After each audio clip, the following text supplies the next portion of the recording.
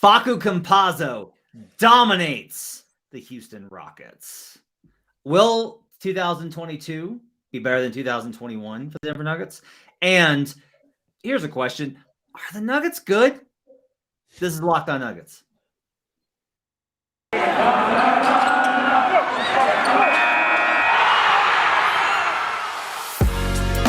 You are Locked On Nuggets, your daily Denver Nuggets podcast.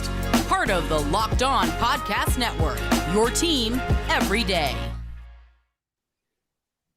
Hello, everyone. Welcome to Locked On Nuggets, your daily Denver Nuggets podcast, part of the Locked On Network, your team every day. Thanks for making us your first listen each and every day. We're free and we're available on all platforms.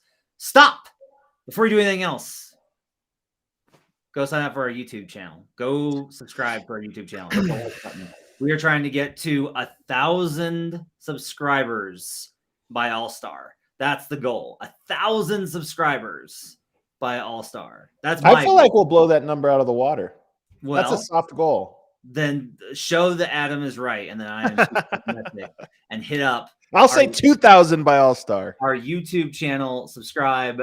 Thanks so much for joining us, everybody. My name is Matt Moore. I'm the senior NBA writer for the Action Network and the Nuggets Insider for 104.3 The Fan in Denver. He's Adam Mares. He's director of content for DNVR, thednvr.com. We are here on Monday, January 3rd, 2022, and we have so much to get to, but there's nowhere else that we can start except, Adam, we talk about it all the time. We talk about how much Facundo Campazzo means to this team. We talk about how he steps up in the biggest of moments when the lights are brightest. We know that Facundo Campazzo can take over a game, and that's exactly what he did versus the Houston Rockets on Saturday.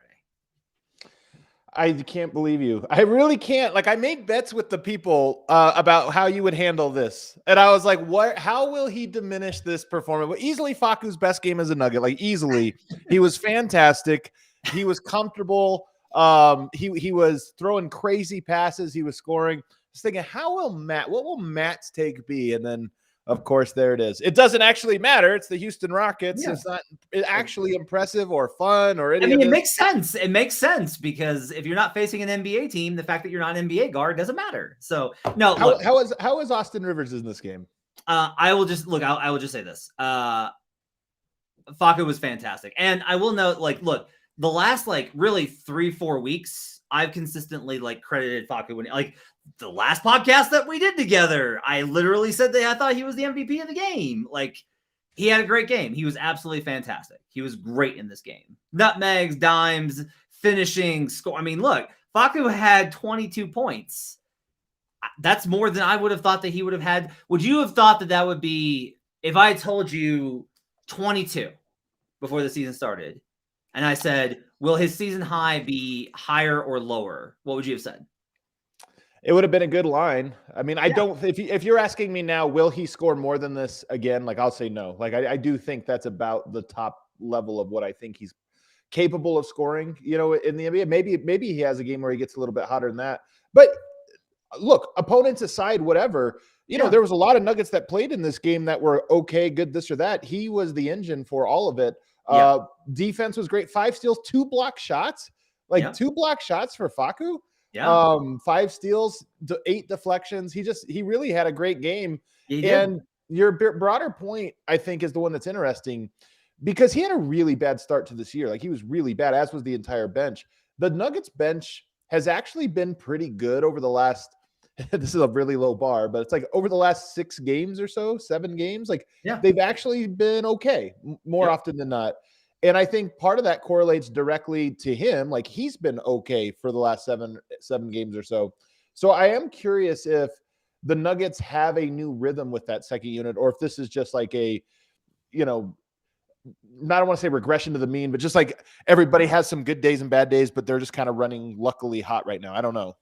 You can't be that bad. I mean, that's part of it. You literally, they could not be that bad. Yeah, that is part of it for the entirety of the season, right? And I mean, I'll say I think part of it is that they've started to split up him and JaMychal. I think, although JaMychal's even playing better. But I think that there's probably something to that, right?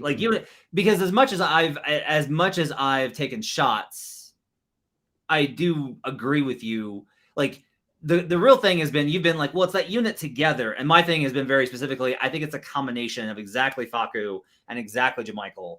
Like that combination specifically together, I think struggles, and playing them less together, I think really helps. I think that does help him. I mean, look, I have suggested in the past that Facu start, because I know that the minutes with Facu and Jokic are going to be pretty good because they know how to play together.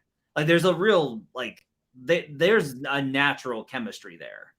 And whether that's international basketball or just like the way that Facu plays or like whatever else, that really works together. Now, the part of the issue there is like it works with everybody with Jokic. It's hard to find matchups that don't work well with Jokic. But even in that, like I can tell you that the Nuggets play well with MPJ and Jokic on the floor, but that's just about, I can look at the final box minus number and go, they consistently win those minutes, rather than when I watch the game and I'm like, no, like I think Facu and Jokic genuinely have good chemistry. And the things that both of them want to do, I think, are accelerated and improved by the other. I hate watching Facu, to be honest. Like, I don't like it. Those minutes to me are just so precious. I want to maximize them. But nonetheless, sure. Denver's hands are so tied right now. I mean, this game, the other story of this game was that the Nuggets added 2 players the day of the game because they needed them. And both of them played, especially Rajon Tucker, who Davon Reed picks up 3 fouls in 30 seconds in this game. Yeah. So Denver already shorthanded, and they throw Rajon Tucker in there. And I thought he looked good. He actually had a pretty decent game. I'm kind of intrigued by his skill set. But real quick, circling back to Facu, he's actually leading the Nuggets in assists over the last 8 games. Yeah. And he is, now this is misleading. He's actually a positive over the last 8 games, but he's actually a negative in 5 of the 8. He's a 0 in 1 of them, and he's a plus 15 and plus 19 in 2 of them. So that's where this number comes from. Although, if you actually break it down, -4, -6, -1, -6, that's fine. Those are little negatives. We've talked about this all the time. Fine.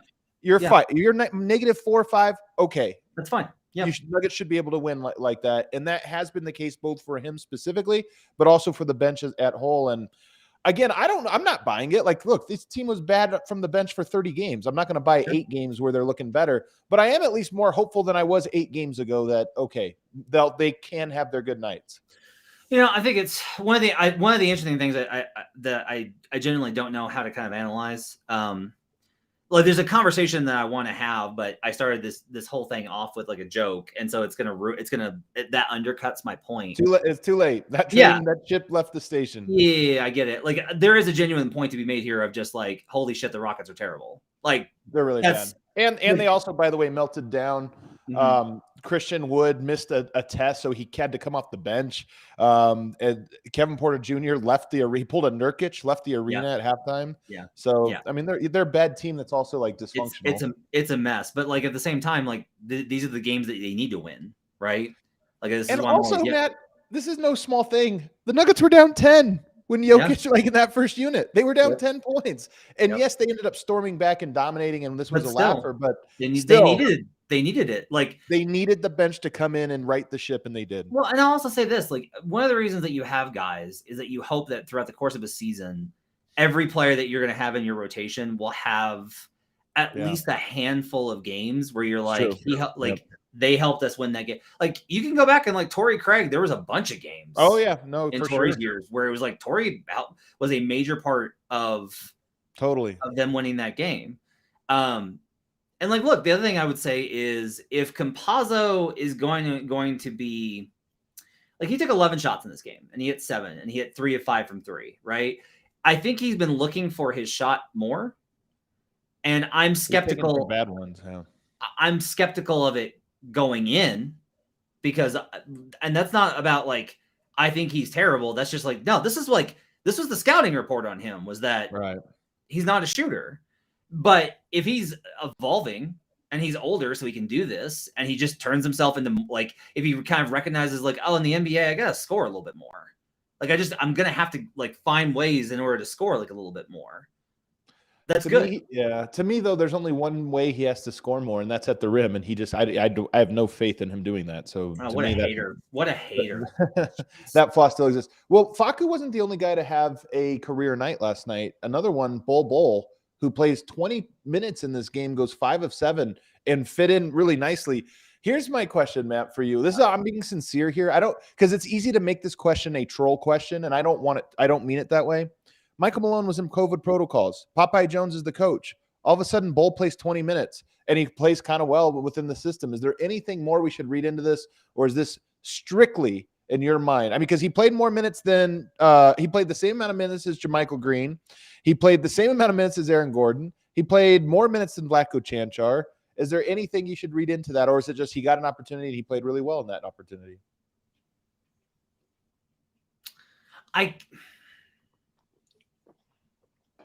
It's possible that you can read something into it if Popeye, who is new to the staff, if Popeye Jones, correct, yep, is new to the staff and was like, well, yeah, I knew you didn't like him, but like we need to win the game, and you said that I needed to run the rotation, and this is what I thought would win us the game. That's possible. I have a hard time believing that if there was an edict from Malone that Popeye Jones would ignore that edict. If there was like an agreement amongst I'm not even implying that. You're right. Sorry, I should have been more specific. I'm by no means saying Malone says don't play Bol. It's just we've seen Bol play before and play terribly, play unfocused or do this or that. I'm just saying you go in and all of a sudden it's like he just looked comfortable and ready. I don't know. Again, I'm not, I guess I shouldn't ask. The question itself has an implication to it, and I didn't mean for it. It is an interesting development to me. I mean, I think it's interesting. I mean, look, it's possible. I think it's entirely, I've said this pretty consistently that when people ask me like, well, do you think that Bol can be an NBA player? My answer is typically, yeah. Like, I think that if he goes somewhere else, because I've just seen guys thrive in different situations under different coaches. It's about personality and fit and opportunity. And like, some coaches don't care what you do in practice. They don't. And some coaches, are players coaches, and some it's just very different. So like, I think it's entirely possible that I don't think that Bol is like, he's objectively bad. He's always going to be bad. And like, that's not Michael Malone's fault. And he's going to be bad no matter where he is. I think that he's been, I try and keep it finite where I say he's been bad here. He's shown bad habits here. That's resulted in this coaching staff, which has had a lot of success, not affording him the opportunity that he thinks he deserves. I also can't help but get back to, yeah, I look good. To me, and this is not like this was like a G League game. This is like a G League game. It's not that. I'm not trying to say that it doesn't matter. It's more a matter of what if this is the type of environment where he thrives, where it's extremely low stakes. Might be true. So, and it's safe for Facu. Like Facu's going up against a bunch of very young, inexperienced players. So I just don't want to take away. I don't want to say like, hey, you don't get credit for it. You do. You get credit. Great game. No. Yeah. You get. Look, if Jokic puts down a 50-point triple-double versus the Rockets, am I going to be sitting here going like, oh, congrats, it's the Rockets? I'm going to be like, Jokic is amazing. No. So it's like, you play who's in front of you. Trust me. LeBron just put up, what did he just do against the Rockets the night before? And everybody said, is he still I think he's still the best player. It's like, come on, guys. Same exact team. Same thing. Yeah. Nonetheless. So I agree with you. Campazzo has been good in the month of December. I would say. Second half, yeah. And that there's like these questions of, I can jump here to be like, okay, but what about the playoffs? That doesn't matter right now. Like, you guys just gotta get through the rotation, right. And like right now, because part of this is look how shorthanded they are, and they're above 500 because he's helping scrap and claw and get them above. And the one thing I've always known is it doesn't really matter what I think, because I know how much this team believes in him. Right. I may not understand it. Again, little Sebastian. But Bol, by the way, last thing for Bol, him and Jokic had nice chemistry in this game. Like, there were 3 or 4 times they worked together really well. Ran a couple pick and rolls together, both as Jokic is the ball handler and Bol is the ball handler. And I don't know, it's just fun. I mean, something different. It was. If you're going to play the Rockets, you might as well make it interesting. That was interesting. Let's take a break. We'll come back and we're going to talk about. I have a central question for Adam. It's pretty basic. Are the Nuggets good? We'll do that when we come back on Locked On Nuggets. But first, I need to tell you about Built Bar. It's a new year. So that means New Year's resolutions. And if yours is about getting fit or eating healthier, make sure that you include Built Bar in your plan. It's a protein bar that tastes like a candy bar, maybe even better than a candy bar. And they make it easier to stick to your resolution because it tastes so good, you'll want to eat it. Unlike other protein bars, which can be chalky, waxy, or taste like a chemical spill. You want to eat healthy, but it just gets so boring. By week 3, you might be thinking, this is just not worth it. Where's the chocolate? Well, Built Bars are covered in 100% chocolate, but they also have got 17 grams of protein, only 130 calories, only 4 grams of sugar, and only 4 grams of net carbs. Compare that to a candy bar, which has got around 240 calories, 30 grams of sugar compared to 4, and dozens of net carbs. Here's an idea for the New Year's. Go to all your secret stashes and throw it all out, and then replace them with Built Bars. When you're craving a snack, you can reach for something healthy that tastes incredible. Even if you're not a huge fan of working out, you can eat something that tastes good and is good for you. That way, when you enjoy a delicious Built Bar, you can almost count it as a workout. There's so many flavors to choose from. My favorite is coconut almond. You got peanut butter brownie, raspberry, cookies and cream, salted caramel, mint brownie, many more. Built Bar is always coming out with new limited time flavors, so check Built.com often to see what's new. Go to Built.com and use promo code LOCKED15, LOCKED15, and get 15% off your order. That's promo code LOCKED15 for 15% off at Built.com. We'll be right back on Locked On Nuggets. Thanks for making Locked On Nuggets your first listen. For your next listen, check out Locked On Now podcast. Nightly recaps of every NBA game with analysis from our local experts. Listen to Locked On Now on Apple Podcasts, Spotify, or watch it on the Locked On NBA YouTube channel. As a reminder, you can catch Adam and I on the Locked On NBA podcast. You should also check out that podcast. I am on Tuesday's episode with David Vermill. Adam is on Friday. Who are you with now? I forget. Last week, John Corrales. This coming week, Wes Goldberg. Oof, yeah, good guys. I love those dudes. Those are good dudes. I love Corrales. Corrales is my guy. I've known him forever. All right. So, Adam, I'm just going to go ahead and cut to the chase here. I'm not going to mess around. Are the Nuggets a good team? I mean, it's a tough question. I'm not going to say yes or no. Yes, actually, I will. Yes, they are. They're a really good team. Okay. When they have their guys, and I'm not even counting the Michael Porter guy. Like he's out for the year. All right. Aaron Gordon. I'm chopping away. I'm chopping away at that. No. Okay. With the team that they have this year over the course of the duration of the season through the 33 games that they have played, have the Nuggets been a good team? Oh, have they been a good team? No. Like their team has been very inconsistent. But honestly, it matches. They've been exactly what I would have expected given the circumstances. I think the question you're really getting at here, Matt, is just like, where do they belong? Like, where would I put them? And sadly, I hate to say this, I don't know that they are in the title contention circle. I think that they are in the like puncher's chance circle. Meaning, like, could they win it this year? I think they could. The chances are really low, lower than they were in any of the last 2 years. But, obviously before Murray got hurt last year, they're lower than that. So it's like an outside shot, but they're still really good. And I think they're probably as good as anybody in that same tier. Yeah, I bet them to win the title, and I don't regret it. I really don't. They're not that good. I really don't regret having done that.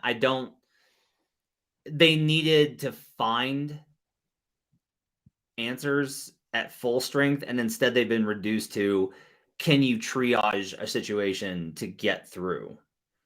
And the problem is just going to be, when I've started to kind of look at what the long term of this team is going to be when they get into a playoff situation, the other teams are rested and healthy so far and balanced, and like they're working on those problems. Like the Warriors are working on, how do we beat Utah? How do we beat Phoenix? How do we beat Brooklyn? Right. And Denver instead is like, okay, who can we call up that can play for 10 minutes so that we can get through this game? Who can we play at small forward because we literally don't have any? I made the point on on the DNVR show that they added, I believe they had Carlik Jones and Rajon Tucker because they were in Texas. Yeah. That's like, this is the season that you're at. It's not like, who do we need? It's like, who's nearby? That's been the funny thing is that's when I was at G League Showcase, and that was the thing that everyone was saying is I was like, why'd you choose this guy? And they said literally, because he was within a 2-hour flight. Right. Like that's honestly what you're just trying to fill in because that's how desperate it is. Yeah. I would also say if this is where the season is at, this brings up questions of like, I don't know, like the NBA is going to say like, well, look, it's a pandemic and we're just doing the best we can. I get it. It's just like, ultimately I just keep being like, if you're willing to just be like, look, let's just go find 2 guys that are in the area and play them, and then we can just get through. There's something structurally wrong with the season. Like, I'm just continue to be like, there's something really messed up here. The messed up thing is that the world is in the pandemic. That's the messed up thing. Yeah, that's fair. That's honestly it. I can see them making a run, and a lot of it.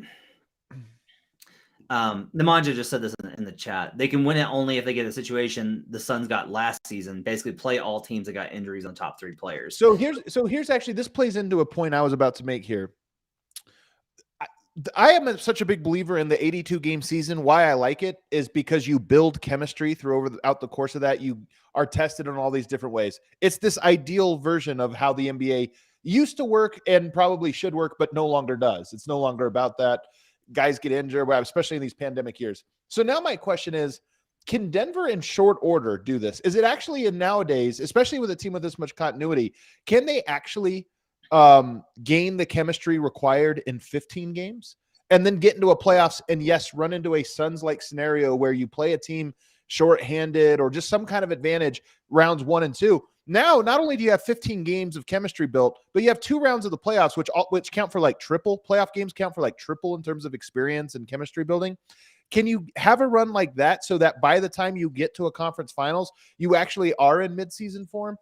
Look, I'm not counting on it. Like that's still a long shot. All these things are big ifs and long shots, but that is the hope. I think that is the scenario you hope for if you're Denver, that you get a lucky draw and that it ends up extending the time that Murray gets to come back and get closer to 100% by a couple weeks. Then when you hit the real tests, you're closer to full strength.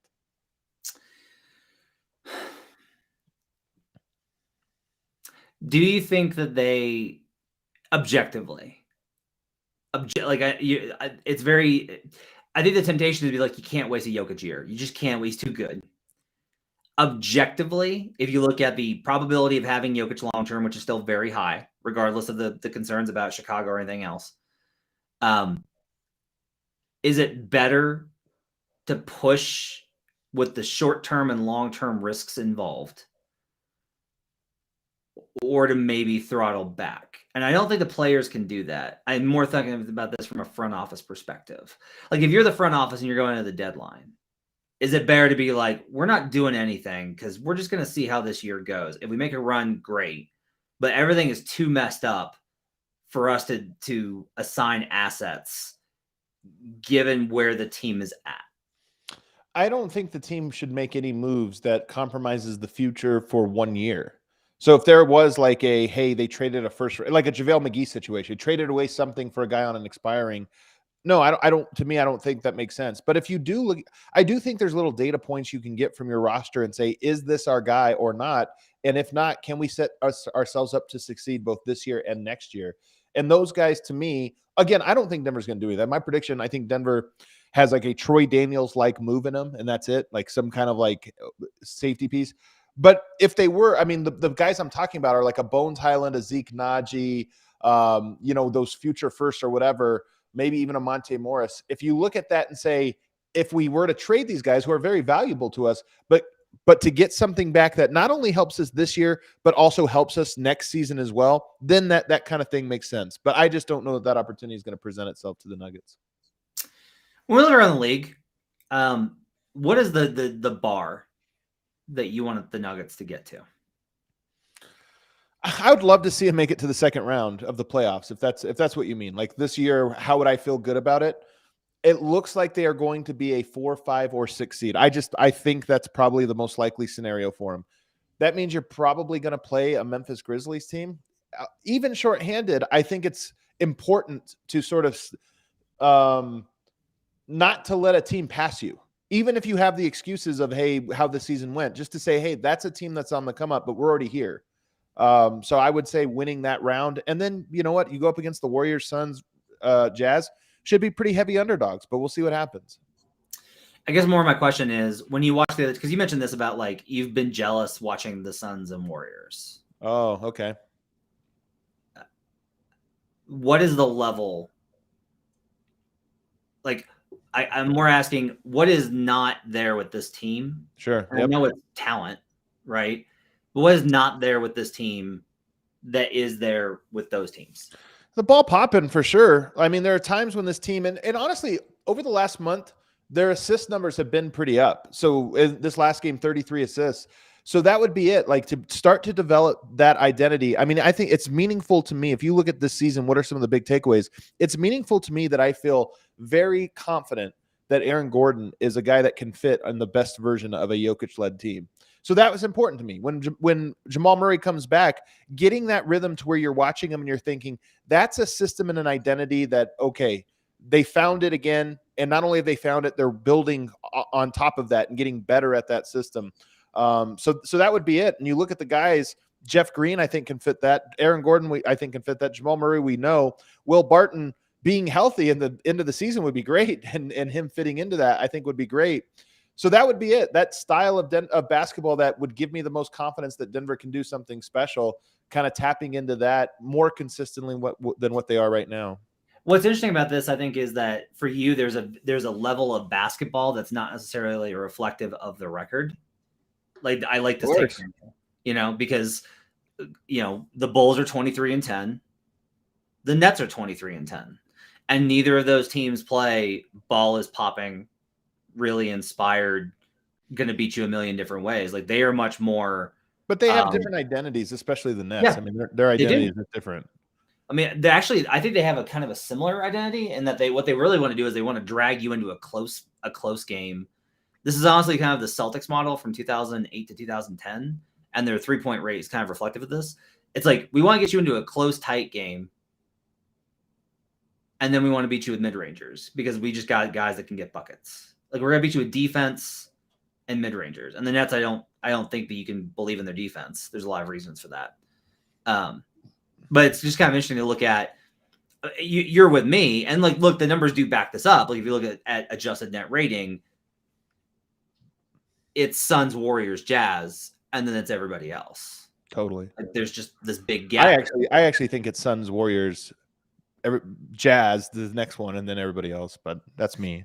The only thing I would say is like I would put the Bucks at. They may not be able to make the ball pop at them, but they play with such precision and physicality. I thought we were just talking Western. I wasn't trying to throw the Eastern. Oh, okay. I wasn't trying to throw them out. But if you're talking about identity again, even the Suns and Warriors have very different styles. But I just feel like they know what their style is, and they are playing that style. They're capable of getting into that rhythm all the time. Like they almost live there. The Warriors, like, what they're going to do. And even this Nuggets game where they played the Warriors just the other day, Denver's up 24 points or whatever. And you kind of know, like, they sometimes just get into this rhythm where you can't stop them, which is exactly what happened. I just think for Denver, to me, Denver is more like the Utah Jazz, to be honest with you, where the Utah Jazz have some really talented players and they get into like basic, their pick and rolls or this or that. And you're like, man, that's a really good team. But when they fall out of it, they fall really out of rhythm. And that's Denver. I think Denver, even when they had Murray, would sometimes just fall out of it in a way where you're like, why are you guys not trusting each other? Why is the ball not moving? Why are you out of rhythm? And it wouldn't just happen against good teams. Sometimes it happens against terrible teams. And you'd be like, why can't you get back into that ball is popping style of play? And I don't know the answer to that.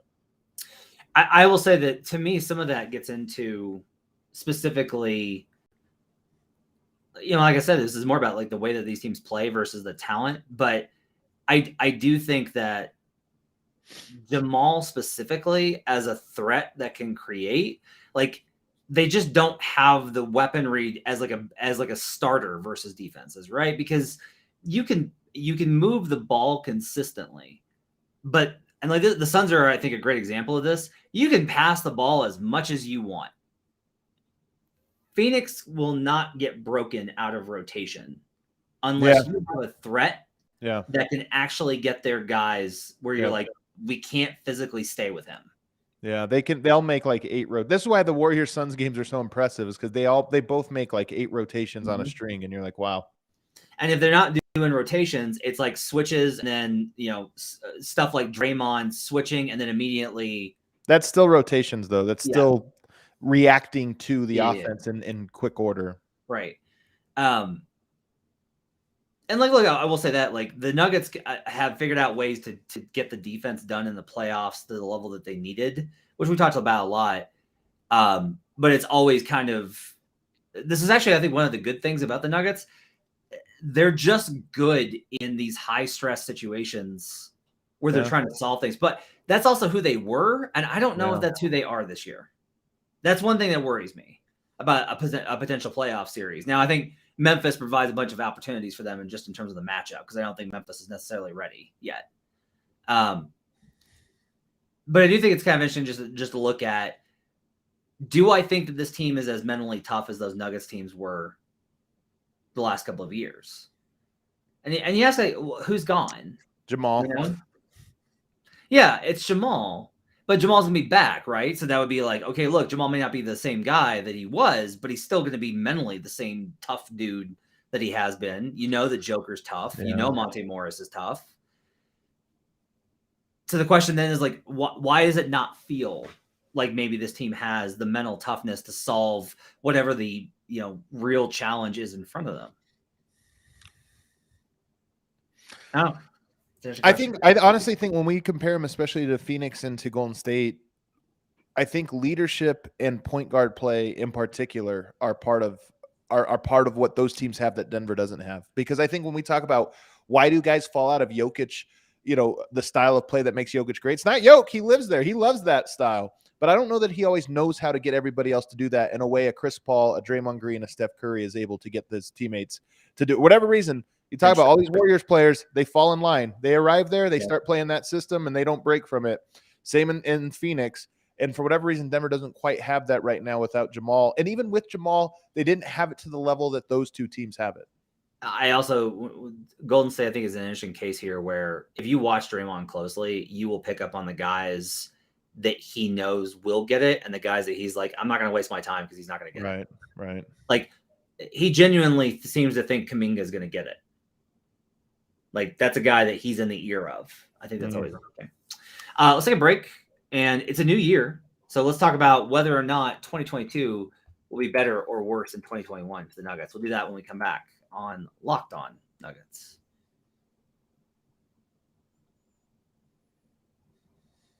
Thanks for making Locked On Nuggets your first listen each and every day. Now make your second listen Locked On Bets, your daily one-stop shop for all your gambling needs. Locked On Bets, hosted by your boy Q, with expert analysis and insight from Lee Sterling. It's free and it's available on all platforms.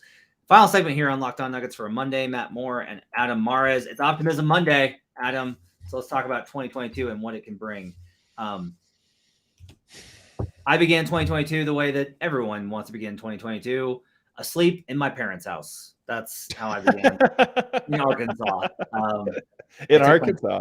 I took my kids out to see my parents. They had not seen them in many, many months, and they had not been to their grandparents' house. So I drove 12 hours across Kansas.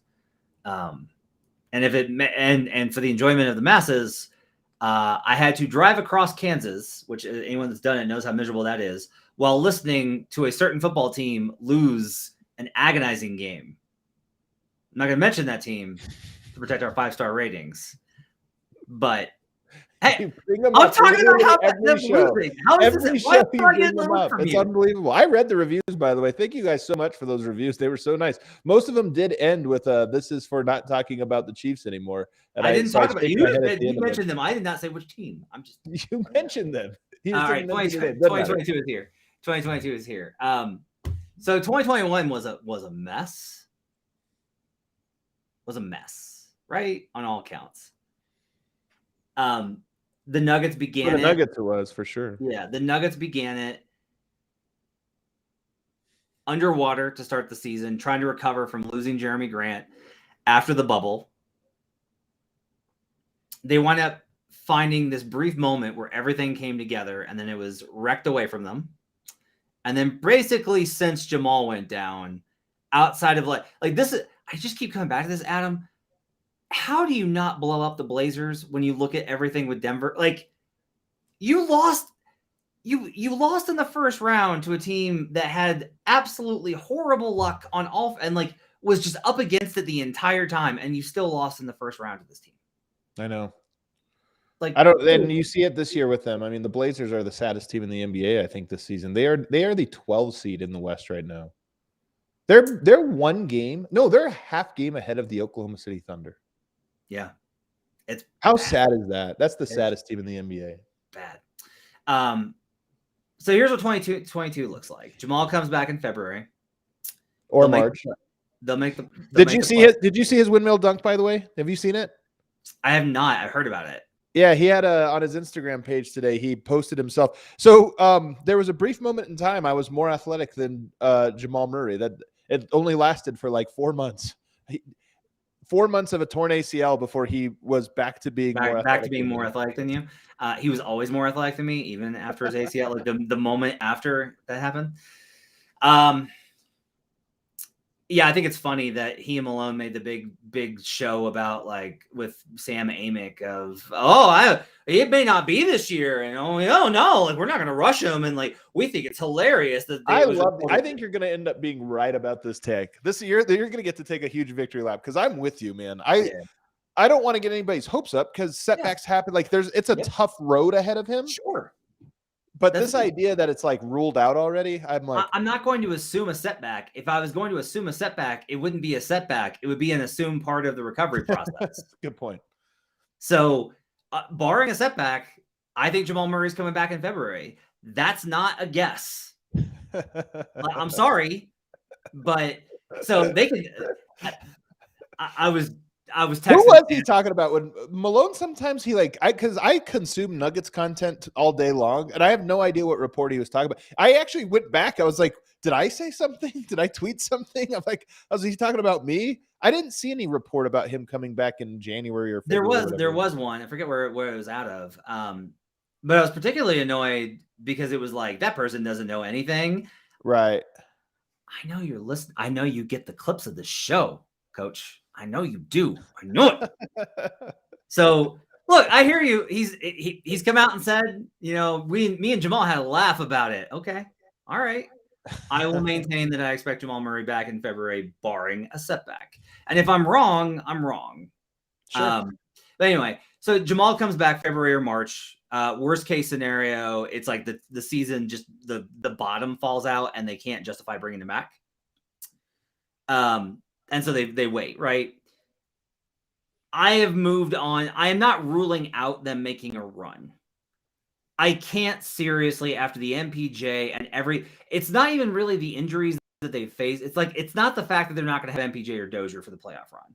For me, it's more that what they've had to ask Jokic to do, what they've had to ask Will to do, all of these things. Yeah. That to me is like, I just don't know if they're going to, I don't know if they're going to be standing come May.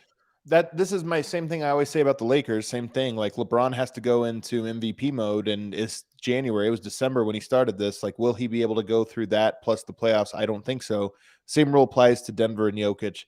Only difference being I'm hopeful Denver can build a little bit of cushion in the standings. I'm hopeful. You look at the standings right now, and they actually do have a little bit of a pad.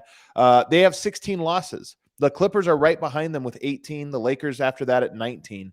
The Mavericks with 18. You get a win tomorrow, and you have you're 3 games up on Dallas and the Lakers in the loss column, and you have a 6-game homestand coming up here in a week.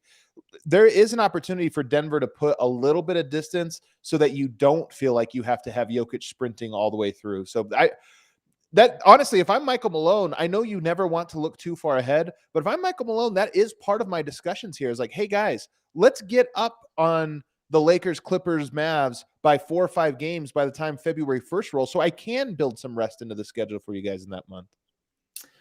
Well, let's fast forward a little bit because we're doing 2022, right? Yeah.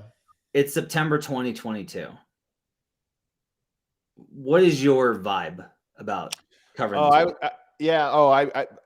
I think it could be huge. I think it could be huge. We talked about game 82, 2018, and how the Nuggets on that one, it was a motivating factor. It was hey, this is serious. We need to get over the hump. And that inspired him. And it so clearly was a thing they thought about all summer and a thing they thought about all that next season. And it propelled them not just over the hump, but actually into the second round of the playoffs and obviously and beyond. My hope and my expectation actually is that when the Nuggets reconvene for the 2022-23 season in September or October, whatever it is they get together for camp, My sense is that all of those guys that have been through so much together will look around and say, yeah, we just lost 2 seasons. We lost 2 playoff runs. Like, don't take any of this for granted. It's go time. And if you get a Michael Porter back, you have a healthy Jamal at that point. Now you got Jokic in his absolute prime, age 27, 28 season. To me, my hope is that they have that same motivation, and it's a very exciting month for the Nuggets. Before we get out of here, I want to talk about this game actually tomorrow. So guess what I'm going to mention, because it's me. The Nuggets won the first matchup with the Dallas Mavericks back on Friday, October 29th. They lost the second matchup with them on Monday, November 15th. This is the third and final game of the season series. It's the final one, huh? Wow. This decides tiebreaker. They've only got 3 matchups versus the Mavericks this season. This decides tiebreaker. Could be big. I am not kidding when I say that these games are very important. The Warriors got to win over the Suns on Christmas, and it's like, look, the Suns could finish like 5 games over the Warriors or like any of these type of things. Right, yeah. I am just saying that historically, I have watched as the teams that are in the same relative tier at the All-Star break wind up being relatively close a month and a half later within a handful of games, and tiebreaker matters. Dallas, I think, is a little Dallas is weird because they started off and their record was way worse than their point differential, and then it flipped. And their point differential has been way better than the record over the past couple weeks. Luka's been out. Luka's back. I don't know what this team looks like at full health, together. I really don't. I will say that I think Dallas is still a risk to get into like Portland. We can go ahead and say they're out. They're out. They're a play-in team at best. Maybe not even a play-in team. The Lakers, I still think, are probably going to hang. Like, they are hanging, right? Like, they're 3 games back in the loss column. The Clippers, honestly, I think are resilient enough and have good enough coaching and a good enough roster to where they're probably going to hang.